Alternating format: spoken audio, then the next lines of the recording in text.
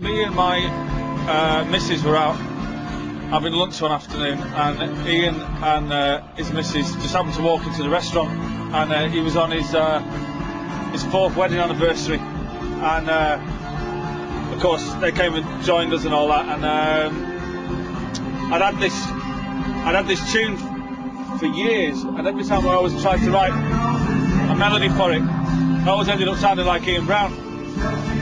So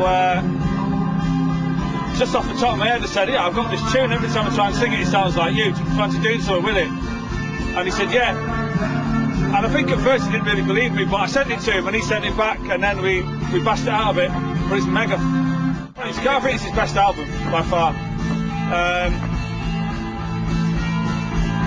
It's quite dark in some places, the music's quite dark and quite James Bond-like in some places.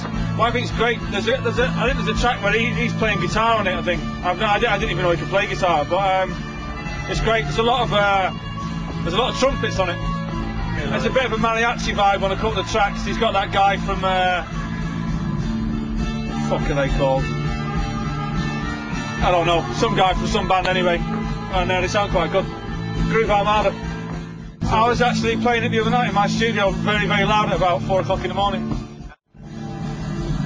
In the case of the Stone Roses, that was why we started a group, because we were into the Jam and the Smiths before that, but the Smiths with Morrissey and the Quiffs and all that, we thought back in the day that you either had to go to college or be an art student to be in a band, or be Paul Weller.